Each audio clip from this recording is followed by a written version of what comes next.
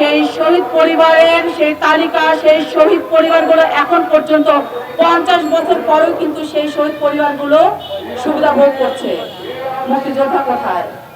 অথচ এই 6টা মাস এই যে বৈষম্য বিরোধী আন্দোলনের পরে এই যে সরকার, এই যে ফসল এই আন্দোলনের, এই সরকারের কাছে মাত্র 2000 নিহত এবং খুব বেশি হলে 50,000 আহত পরিবার আছে, যাদের কোনো তালিকা এখন পর্যন্ত লিপিবদ্ধ নাই। আমি আসলে এটি খুব লজ্জাভাবে স্মরণ করছি এবং তাদের দায়িত্বহীনতা সম্পর্কে আসলেই মানে আমরা যে তারা যে এতটা দায়িত্বহীনতা পালন করবে আসলে এটি আমাদের আশার বাহিরে ছিল।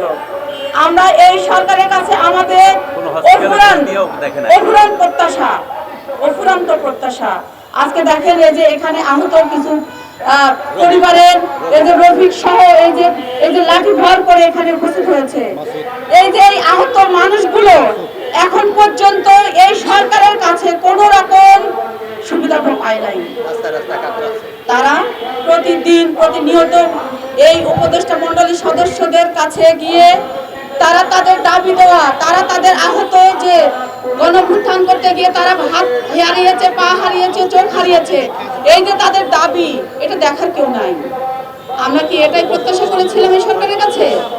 আমাদের তো এটা প্রত্যাশা ছিল না। আমরা অনেক আশা নিয়ে এই অন্তর্বর্তী সরকারকে আমরা দায়িত্ব দিয়েছিলাম। আপামর সারা বাংলাদেশের জনগণ, এই গণঅভ্যুত্থানের মহানায়ক কিন্তু সারা বাংলাদেশের জনগণ, সারা বাংলাদেশের জনগণের সম্পৃক্ততা এখানে ছিল। আমরা যদি বলি যে কিছু মানুষ এটাকে চুরি করে নিয়ে যাচ্ছে এই গণঅভ্যুত্থানের দাবি করে, আসলে এটি তারা ভুল জায়গায় আছে। এই ঢাকা শহরেও যদি আমরা দেখি অনেক রিক্সা চালক নিহত হয়েছে সেই 5ই আগস্টের আগে, 5ই আগস্ট পর্যন্ত। তারা কি কোনো ইউনিভার্সিটির স্টুডেন্ট ছিল?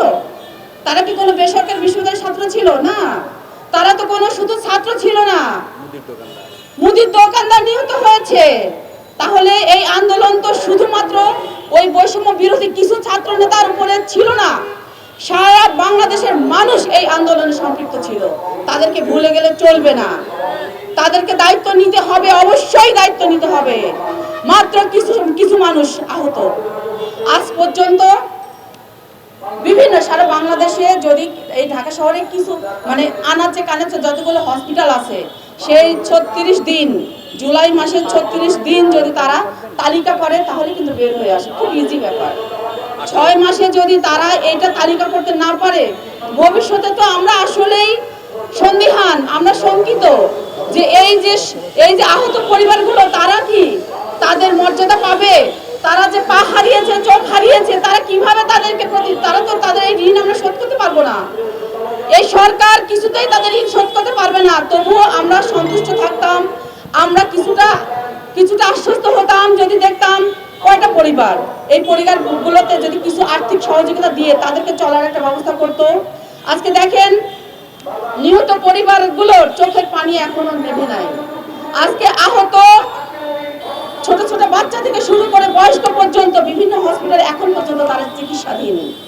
আমরা কিন্তু এই উপদেষ্টা মণ্ডলীর সদস্যদের তাদের পাশে যাওয়ার কোনো রকম দেখতে পাচ্ছি না। এটা খুবই ব্যথিত হই আমরা, কারণ এই স্বাধীন বাংলাদেশ বর্তমানে যে 5ই আগস্টের পর আমরা একটি স্বাধীন বাংলাদেশ পেয়েছি, আমরা সেই 17 বছরের জঞ্জাল, সেই আয়নাঘরের কাহিনী কিন্তু আমরা এখনো ভুলে যাই নাই।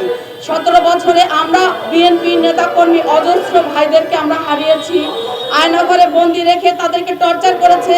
সেই আয়নাঘরে যাদেরকে ধরে নিয়ে গিয়েছে, গতকালকেও এই যে প্রধান উপদেষ্টা যে সচিব ছিলেন শফিকুর সাহেব, উনি নিজেই বলেছেন শেখ হাসিনার নির্দেশে প্রতিটা গুম খুন করা হয়েছে। তাহলে এত বিলম্ব কেন? আজকে কেন আপনারা নাম পরিবর্তন নিয়ে সময় ক্ষেপণ করছেন? আজকে তো আপনাদের এটা করার কথা না, আপনাদের আজকে করার কথা শেখ হাসিনার দুর্নীতি, শেখ হাসিনা যে গুম খুনগুলো করেছে সেগুলো বের করে এবং সঠিক তদন্তের মাধ্যমে বিচারের কাঠ করে শেখ হাসিনা দাঁড় করানো। আজকে শেখ হাসিনার দোষরা, সেই দানবের দোষরা কিন্তু এখনো বাংলাদেশে বিভিন্ন ভাবে ঘুরে বেড়াচ্ছে এবং বিভ্রান্ত করছে মানুষকে হয়রানি করছে। রাস্তাতে মানুষ চলতে পারছে না, দিনে দুপুরে ডাকাতি করা হচ্ছে, আমরা দিনে দুপুরে দেখছি গলা কেটে ফেলে দিচ্ছে।